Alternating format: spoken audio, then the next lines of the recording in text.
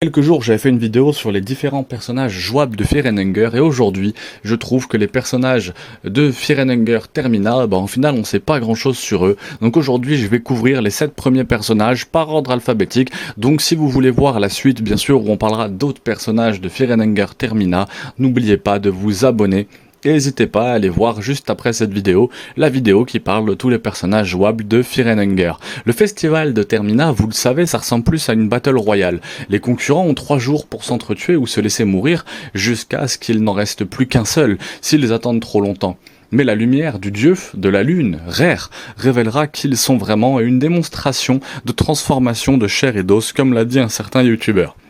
Nous connaissons seulement 14 âmes malheureuses, et qui, avec cela, avant de commencer, si vous pouviez aimer cette vidéo et vous abonner, cela signifierait beaucoup pour moi. Je suis si proche des 2000 abonnés et si vous n'êtes pas abonné, comme 70% de la chaîne, j'apprécierais vraiment que vous le fassiez et vous pourrez toujours vous désabonner plus tard si vous détestez ça de toute façon. Continuez avec la vidéo. On va commencer donc par ordre alphabétique. Allons-y donc logiquement avec Abella, née à Old Cherry en septembre 1914. Sa patrie a été ravagée dès la Première Guerre mondiale. Contrairement à tout ça, Abella a eu quand même une bonne enfance, avec une famille nombreuse au début de sa vie. La Seconde Guerre mondiale commençait et Abella était collée à la radio et écoutait ce qui se passait dans le pays, l'Est de l'Europe, à l'abri des lignes de front. Elle était de toute façon trop jeune pour se battre, mais elle voulait aider pour pouvoir bricoler la radio qu'elle aimait entendre davantage. Ce faisant, elle a acquis une passion pour l'électronique et quelques années plus tard, en s'occupant d'elle, sa famille est devenue très frustrée parce qu'elle ne pouvait pas aider encore plus. Mais avec ses connaissances en ingénierie extrême, elle était plus utile à la maison. Et tard dans la nuit, elle marchait dans une ruelle et a trouvé un homme blessé, que vous pouvez choisir d'aider ou non lors de l'introduction. D'ailleurs, chaque personnage de Fear and Hunger 1 et de Fear and Hunger Termina a son introduction qui est expliquée sur ma chaîne. Donc allez chercher un peu dans les vidéos, mais vous pourrez trouver comment optimiser l'introduction d'Abella ou de chaque personnage. On revient sur la vidéo. De toute façon, elle le fouille, celui qu'elle trouve par terre et qu'on peut choisir d'aider ou non. Et elle découvre qu'elle est elle-même membre d'une force de résistance connue sous le nom de Liberty Underground, sans nom ou NLU en abrégé. Ce groupe était aligné avec aucun des deux côtés de la Grande Guerre, l'Union de l'Est ou l'Empire de Brême. En fait, ils le faisaient.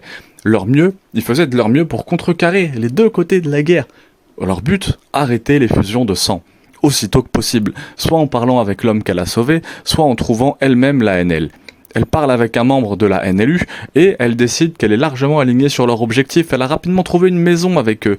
Avec son ingénierie avancée, elle est devenue extrêmement fiable et extrêmement importante pour les plans. Il voulait donc qu'elle aille découvrir une arme secrète que l'Empire d'Orient développait et qui intéressait extrêmement l'Empire de Brême, dans une ville appelée Préal, la capitale du pays de Bohême. Si vous voulez savoir ce qu'est réellement cette arme, je vous suggère de regarder ma vidéo sur le dieu logique. Mais de toute façon, on aura l'occasion d'en reparler. Ici, la NLU a donné à Abella une paire de chaussures rouges remarquables pour que les autres membres sachent secrètement qui elle était quand elle serait là. Et avec cela, elle a été mise dans le premier train pour guérir. Une fois qu'elle était en route, le train s'arrête mystérieusement quand elle fait un rêve à propos d'un homme étrange avec un visage peint qui lui parle du festival de Termina. Ça doit vous parler. Elle se réveille ensuite et essaye de réparer le train, mais étrangement, je ne peux pas découvrir ce qu'il ne va pas. Elle devrait partir à partir de là. À ce moment-là, vous prenez le contrôle d'Abella. On ne sait pas ce qui se passe canoniquement, car vous n'êtes pas obligé de jouer avec elle, mais elle a une interaction unique avec un autre membre, Kalura. Si elle essaye de se reposer dans la maison de Mei, il essaiera de s'imposer à elle autrement. Nous ne savons pas ce qui lui arrive canoniquement, si elle trouve logique l'arme ou non. Cependant, si elle gagne le festival, elle décidera de le prendre comme une bénédiction après avoir combattu le boss final des traces du dieu de la lune Rare. Elle prend ses connaissances et veut aller voir Rare et commence la course à l'espace. Elle conçoit ensuite la première fusée. Mais à part ça, on ne sait pas ce qui arrive. Et quand on regarde sa forme de Moonscrotch, sa brûlure de lune, si vous ne jouez pas avec elle, elle prendra la forme d'un étrange éléphant, étant quelqu'un qui est extrêmement musclé et qui a une apparence extrêmement masculine. Mais si vous voulez regarder un peu plus en profondeur sur la lune, sa forme de brûlure, vous pouvez le voir ici. Je ne discuterai pas de toutes les formes de brûlure dans cette vidéo, car j'ai déjà fait une très longue vidéo très intéressante sur toutes les brûlures de lune. La prochaine étape, le prochain candidat est Out. Out est l'un des candidats non jouables, donc on va parler aussi un peu d'eux. Cependant, il n'y a pas autant d'histoires sur lui, nous en avons encore un peu. Nous ne savons pas exactement quand Auguste est né, mais nous savons que c'était en juillet, à cause de son âme tourmentée. D'ailleurs, si vous voulez voir toutes les interactions ou les événements possibles dans Fear and Hunger Termina avec Auguste, vous connaissez la routine. Il y a une vidéo qui est disponible, bien sûr, sur la chaîne. Il n'a pas l'air trop vieux, on va supposer qu'il a entre 40 et 50 ans. On pense qu'il est né à la fin des années 1800, probablement vers 1890 environ. Mais nous ne savons pas grand-chose de son enfance, à part qu'il est né dans une garde plus âgée que son grand-père parlait de lui une langue de la garde âgée qu'il a rapidement reprise lui-même dans les histoires que son grand-père racontait à ses ancêtres qui auraient un lien avec le Kaiser, le chef de l'armée de Brême, le garde. Le Kaiser était l'ennemi d'un de ses ancêtres dans les années 1500.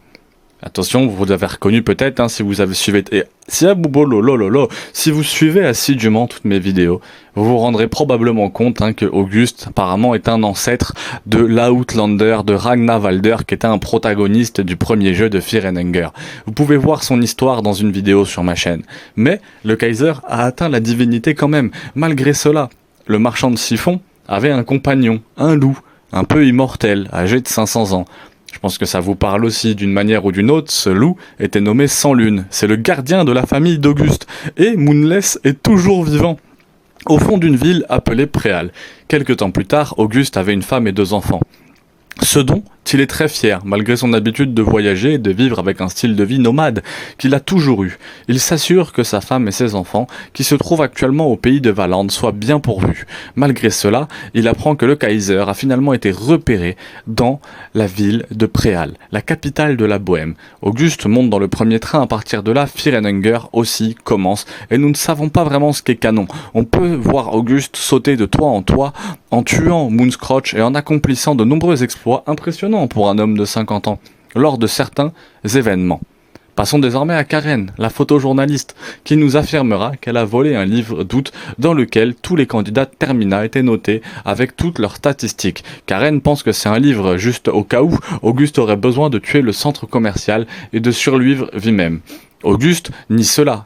Et si nous ne le faisons pas, sachez, on ne sait pas encore si c'est vrai ou non, si le joueur opte pour la fin, il finira par se battre sans lune, Moonless, le chien de la fable des histoires du grand-père d'Auguste. Si Auguste est vivant ici, il calmera le chien et elle écoutera son compagnon et reculera. Auguste le fera, puis vous donnera au joueur des objets de guérison et excusez-vous et excusera Moonless en son nom. Le dernier événement avec lui est si vous arrivez au bunker blanc, et par extension le Kaiser, le tout premier jour, sera là pour essayer de le tuer, en lui mettant 3 bonnes flèches. Avant de se faire couper dans le combat, avec le Kaiser après, les flèches seront toujours là. À part ça, nous ne savons pas grand chose, nous ne savons vraiment rien d'autre sur Auguste, à part le fait que ce soit un descendant de Rangva et qu'il a Moonless avec lui. Il ne passera jamais apparemment au Moonscrotch car il mourra toujours avant, donc en brûlure de lune. On ne verra pas sa brûlure de lune car il mourra toujours avant que cela arrive. Il n'est pas un personnage jouable, en tout cas, et le prochain n'est pas non plus un personnage jouable. Il s'agit de Kagura, un personnage injouable et un homme dégoûtant qui est un gangster dans l'univers de Fear and Hunger. Il est plus que probable qu'il soit du Vatican. Kalura est né en mars, quelque part à la fin des années 1800. Ou au début des années 1900. Nous ne savons pas grand-chose de son enfance, à part qu'il voulait devenir pilote en course automobile. En grandissant, cette ambition ne se réalisera jamais. Cependant, comme il a finalement été recruté dans une famille de la mafia nommée, la seule chose que nous savons sur cette famille est que sa branche était une branche rivale de la famille Ado. Et c'est là qu'un personnage différent, dont nous parlerons dans la prochaine vidéo, dans le cadre de laquelle il a gravi les échelons de cette famille mafieuse et qui était connue pour son extrême cruauté envers les gens du Vatican, entendrait des murmures d'un gangster appelé le comte Dracul. Ce comte Dracul était évidemment Kalura. On ne sait pas pourquoi il a trouvé son chemin vers Préville, mais peut-être qu'il cherchait un gangster qui a tué le chef de famille, mais c'est très inconnu. Où commence Fear and Hunger 2 ? Si vous flânez autour du train au début, il vous poussera à part. Cela, il y a que 2 interactions uniques. Si vous incarnez 2 personnages différents. Si vous incarnez Abella, la femme dont nous avons parlé au début de la vidéo, il vous montrera à quel point il est vraiment un monstre, car il essaiera de s'imposer à vous, ce qui est vraiment mauvais. Et si vous incarnez Marco, nous parlerons un petit peu plus tard, si vous voyez du sommeil à certains endroits, il vous réveillera et essaiera de vous tuer en tant que gangster rival. Il est étrangement l'un des 2 candidats de Fear and Hunger qui essaye juste de gagner le festival. Il ne fait que tuer des gens. Il essaie de tuer Henrik, Karen, ainsi que Lévi. Mais quoi qu'il en soit, il ne gagnera pas. Et sa forme de lune, si vous lui donnez la chance, et comme je l'ai dit plus tôt, si vous voulez une explication sur toutes les brûlures de lune, regardez une vidéo qui est sur ma chaîne qui explique toutes les brûlures de lune. J'ai dit que si quelqu'un faisait la fin assez tôt, bien que Caligore puisse survivre, nous ne savons pas si c'est canon, bien que c'est un personnage jouable très apprécié.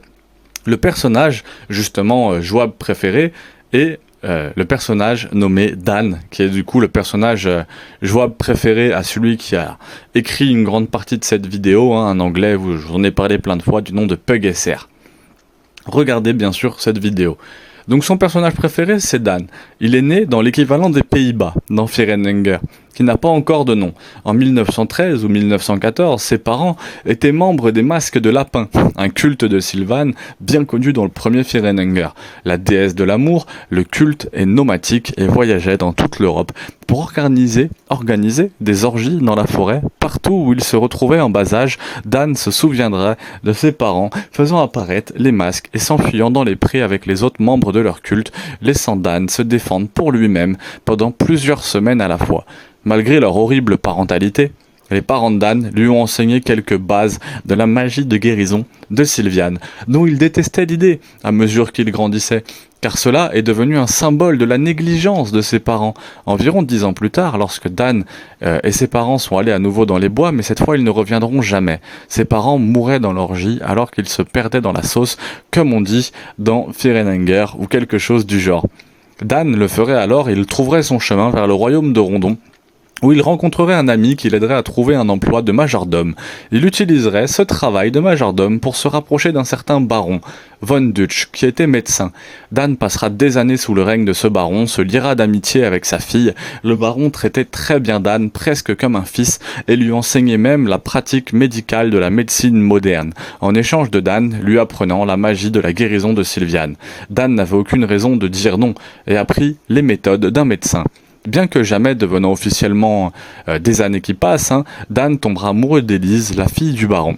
Et le baron lui-même serait d'accord pour qu'il se marie. Avec la bénédiction du baron, ils se sont mariés. Malheureusement, la Seconde Guerre mondiale commencera vers 1935. Dan sera alors enrôlé, en raison de son jeune âge et de ses connaissances médicales. Dan envoyait des lettres à sa femme et à son beau-père, ce qui gardait son esprit en un seul morceau et lui donnait une raison de continuer à vivre, mais un jour... Les lettres cessèrent d'arriver. Dan était très inquiet à ce sujet. Et dès que le rondant se retirait, Dan se précipitait chez lui. Une fois arrivé là-bas, il a rencontré un grizzly. Sa femme et son beau-père étaient consommés par un rituel envers un dieu qu'il ne connaissait même pas. Dan. Il a essayé de ramener sa femme avec un rituel sylvien, où il sacrifiait une partie de son corps pour ramener une personne récemment décédée, où il a sacrifié un de ses yeux, mais il était trop tard de toute façon. Ils étaient tous les deux partis avec son œil, apparemment d'un rituel que le baron lui-même avait orchestré avec le baron déjà mort. Dan n'avait personne sur qui exprimer sa colère. Il était vraiment vide. La seule chose qu'il pouvait faire était de découvrir pourquoi le baron avait fait cela et pour quel dieu il l'avait fait. Rituel dans le symbole sur la scène du crime, l'un des documents du baron faisait référence à son départ pour une ville appelée Préal, avec rien d'autre à faire pour y aller que d'en savoir plus sur ce dieu qu'il avait pris dans le premier train possible. Ici, il fait partie du festival de Termina. Cependant, contrairement à presque tous les autres concurrents, Dan a des interactions uniques avec certains des nombreux patrons du jeu. Il y a 2 membres du culte du soufre qui sont des aiguilles et des points de suture. En les examinant, Dan découvrira que d'une manière ou d'une autre, ces 2-là étaient sa femme et son père. Mais leurs corps ont été brûlés par un feu sulfurique et leurs visages peints en bleu.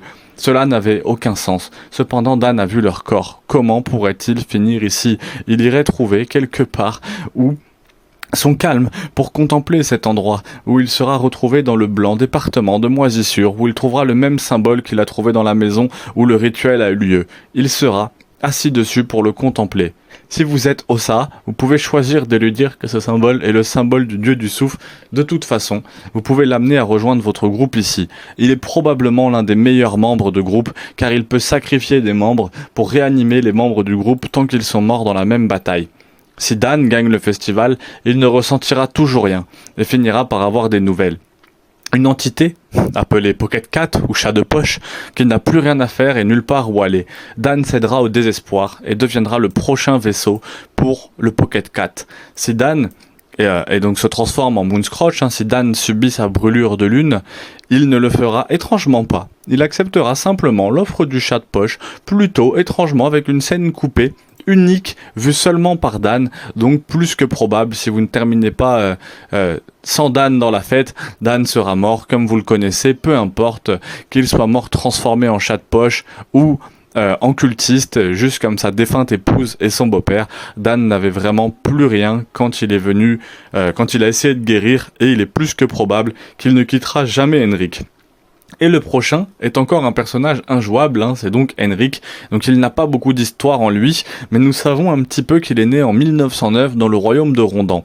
Il a grandi dans une bonne maison, avec des parents normaux. Ses parents possédaient une taverne. Ici, il traînait là où ses parents travaillaient. Il aimait passer du temps dans la cuisine où il aidait jusqu'à son adolescence. Il commençait à cuisiner lui-même. Après quoi, il deviendrait barman ici. Il tomberait amoureux et se séparerait ensuite de quelqu'un. La raison pour laquelle mentionner qu'il a une horrible peur du rejet, à cause de tout ça, à cause de son travail de barman, il essaierait beaucoup de carrières. Il a essayé d'être acteur, d'être artiste, d'être musicien, et peu importe ce qu'il essayait, il abandonnait immédiatement à cause de sa peur du rejet. Il n'aurait jamais eu une chance de réussir à cause de sa peur. Donc finalement, à cause de tous ses échecs, il ferait le chemin de la honte jusqu'à la taverne de ses parents. Ici, il trouverait son prochain amour en cuisine.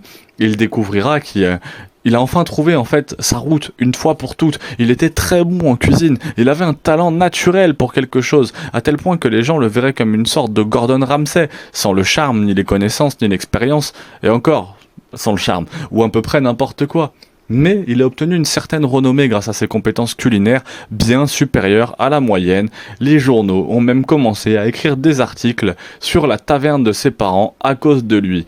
Il a fini par stagner, même s'il a pris des vacances pour Préville pour trouver de l'inspiration pour de nouveaux plats, où les événements du jeu seront produits. Il est l'une des premières personnes, donc à forme de lune, s'il est laissé seul. Il est l'un des premiers à être touché par la brûlure de lune. Cela pourrait indiquer qu'il est l'un des états mentaux les plus faibles, mais je ne suis pas sûr si c'est réellement la raison. Mais au moins, une idée canon, si vous le trouvez avant que la lune ne brûle, il essaiera d'aider le groupe de voyageurs en train de toutes les manières possibles, en essayant de trouver le plus grand bâtiment de la ville que vous puissiez trouver, et en recherchant de la nourriture, et à son honneur, il est utile si vous l'aidez en tant que... Il retournera au train et vous préparera des repas gratuits, éliminant tout le mécanisme de la faim. Même s'il s'agit aussi de Fear and Hunger, donc la faim n'est guère un problème de toute façon si vous jouez Isabella, mais Henrik tentera de flirter. Donc si vous jouez Abella, Henrik tentera de flirter avec vous pour une raison quelconque. S'il le quitte, seul un matin, il fera Moonscrotch sur le Gentleman, donc il devient le Gentleman, et il fera quoi qu'il arrive. Si vous recrutez une Abella, de toute façon, il a sa brûlure de lune. De plus, si vous attendez assez longtemps après l'avoir sauvé, il commencera à avoir peur du festival et empoisonnera toute la réserve de nourriture. Tuez les gens qui en mangent, mais il mourra avant de gagner le festival, car il n'est pas un personnage jouable. Il peut cependant survivre si le joueur termine la fin avant de mourir et de brûler la lune, mais parce que nous ne connaissons aucun des résultats canons. Nous ne savons pas vraiment. Je ne sais pas ce qui lui arrive. Et c'est vrai que c'est assez compliqué, surtout avec Henrik, c'est un personnage qui est un peu particulier. Si vous recrutez Abella, effectivement, sa forme de brûlure de lune prend le dessus. Du coup, si vous recrutez Abella, vous ne pouvez pas aller le voir. Et si vous allez le voir, de toute façon, il s'enfuit un petit peu. J'ai l'impression que quand on parle, il essaye de s'enfuir. Donc je ne sais pas encore exactement... comment le recruter, et on n'a pas encore de réponse, mais ça sera sans doute l'objet d'une prochaine vidéo. Si vous voulez voir une vidéo sur comment recruter Henrik, abonnez-vous, pouce bleu, petit commentaire. J'espère vraiment que la vidéo vous plaît. On va tout de suite voir un de mes personnages préférés, la journaliste Karen Sawyer. Karen est un personnage un peu ultime, c'est surtout le dernier dont nous allons discuter dans cette vidéo. Et aussi, mon personnage jouable le moins préféré. Donc bien sûr, je ne parle pas en mon nom, je parle au nom de PugSR, si jamais vous n'aviez pas encore tilté. Mais Karen est née en février 1916 dans l'Empire de Brême. Elle était la plus jeune d'un groupe d'enfants d'un certain âge, aristocrate de haut rang, de l'Empire de Brême. Karen était une enfant espiègle. Attention, elle devient journaliste, c'était une enfant espiègle. Ses frères aînés et nouveaux devraient la garder à l'écart des ennuis à cause de ses parents, pour la plupart du temps absents. Karen est devenue proche de sa nounou Dahlia. Finalement, il y a eu d'énormes troubles à Brême, empire en raison d'un soulèvement. Dahlia a dit à Karen que ses parents étaient devenus une cible énorme même s'ils n'étaient pas là. Dahlia a dit à Karen que ses parents l'aimaient toujours et se préoccupaient de sa sécurité. Les parents de Karen ont demandé à Dahlia de prendre Karen et de s'enfuir, faisant de Dahlia effectivement la mère adoptive. Karen était cependant convaincue que Dahlia l'avait effectivement kidnappée. Dahlia a emmené Karen à Jadia, la capitale des sanctuaires orientaux. Aller ici était vraiment étrange pour Karen, car elle avait vu, là pour la première fois, la pauvreté. Et ça, c'est dur, hein. Ça je vous garantis que c'est super dur. Se souvenant que Karen faisait partie de l'aristocratie du pays. Donc, en voyant des gens pauvres, c'était bizarre pour elle, à Jeddah. Même si elle voyait généralement des gens pauvres, ils vivaient dans un endroit assez décent. Karen pensait que la seule raison était que Dahlia recevait des paiements de ses parents, car Dahlia lui avait dit que ses parents lui donnaient de l'argent pour assurer sa sécurité. Mais les années ont passé et Karen a finalement commencé à faire confiance à Dahlia, et s'est impliquée dans la politique locale du sanctuaire oriental, où elle finirait par se sentir pour les pauvres et participera à plusieurs manifestations pour des droits civiques, où elle était autrefois particulièrement remarquée et a été assommée lors d'une émeute. Elle s'est réveillée dans un hôpital et on lui a dit tout comme elle pensait avoir été kidnappée par Dahlia. Elle a ensuite été renvoyée dans l'Empire romain où se trouvait sa mère, son nouveau beau-père, alors que son vrai père a été tué, le soulèvement dans l'Empire de Brême parce que elle lui avait menti pendant tout ce temps.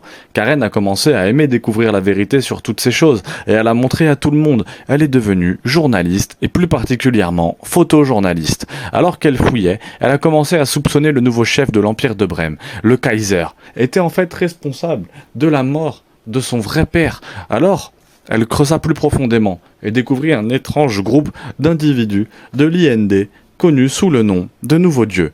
Malgré cette découverte, il semblait que le Kaiser ne faisait pas partie de ce groupe. Plus elle creusait, plus il semblait que les Nouveaux Dieux étaient derrière les deux guerres mondiales qui se déroulaient à cette époque où un cessez-le-feu avait eu lieu entre l'Empire de Brême et les sanctuaires de l'Est. C'était très étrange, mais Karen a creusé dans le cessez-le-feu et a découvert qu'il y avait quelque chose entre les deux parties qui ne voulait pas voir une ville détruite. Elle était sur le point de devenir un champ de bataille. Et c'est pourquoi les vérités se produisent. Karen, trouvant l'étranger, a sauté dans le premier train vers la ville. Et oui, et le jeu commence. Elle se méfie immédiatement de tout le monde dans le train, en particulier de Dan. Elle pense que toutes les choses étranges qui se produisent sont dues au fait que l'Empire de Brême fait des tests d'armes expérimentales sur eux. Mais, comme Dan le dit, c'est ridicule. Elle peut être trouvée à plusieurs endroits tout au long du jeu, en train de prendre des photos et de se promener. Elle peut aussi être recrutée à l'extérieur donc du jeu vers la fin du festival.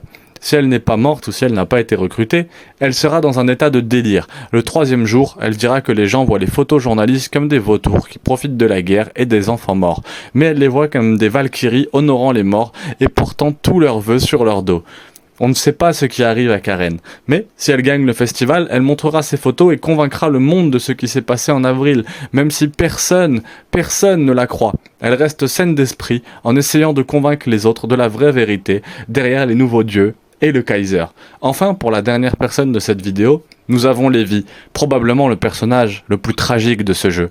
Lévi est né à Préal en mai 1924. Le pauvre garçon a grandi dans une maison difficile. Sa mère était constamment battue par son père, qui a été un ivrogne extrêmement agressif malgré sa mauvaise vie à la maison. Mais quelques moments de bonheur à la maison seraient sanctuaires, dont l'un, celui où Lévi prenait légèrement le piano en regardant sa mère jouer. Il a exprimé son désir d'apprendre pleinement à jouer du piano lors de certains événements ultérieurs au jeu, mais une mauvaise nuit en particulier, il a entendu son père commencer à battre sa mère depuis sa chambre. Il a entendu sa mère courir vers lui, là où Lévi peut se tenir debout à son père ou prier. De toute façon, sa mère finira par mourir à cause de ses coups, car Lévi n'était qu'un enfant, il ne pouvait pas tenir tête à son père.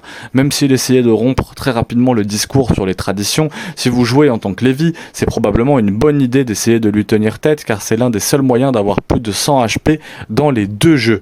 Même si sa mère meurt de passage à tabac, laissant Lévi sous la garde de son père alcoolique et violent, finalement son père n'était pas à la mesure de prendre soin de Lévi, on s'en serait douté.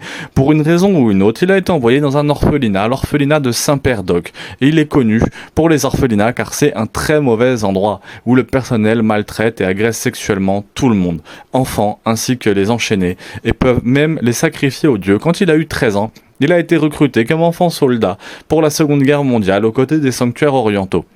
Malgré son jeune âge, Lévi était un soldat naturel, comme il l'était inhabituellement résilient et non seulement il excellait dans l'adresse au tir, étant capable de rivaliser et même de surclasser la plupart des adultes, malgré cela, il a peut-être peut-être à cause de cela, on lui a assigné une escouade d'enfants soldats pour commander.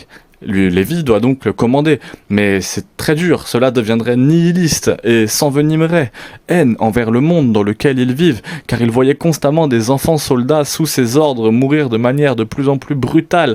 Malgré toute la mort autour de lui, Lévi a continué à avoir la chance de vivre. Sans surprise, il deviendra accro à l'héroïne finalement. Même cela ne pourra pas l'aider à faire face. Alors il a déserté sans nulle part où aller et il est retourné dans sa ville natale pour le mal en prenant le train.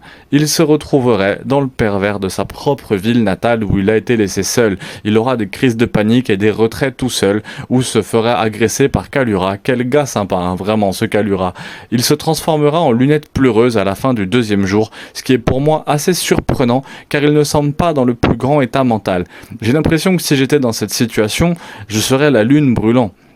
Deuxièmement, je descends de ce train. J'ai l'impression que j'agirais de la même manière, sinon pire que Lévi s'il gagnait le festival. Mais il partira et fera ce qu'il fait de mieux, essayant d'oublier la douleur qu'il voyagera de ville en ville avec ses cauchemars. Il est plus que probable que ces cauchemars le rattrapent.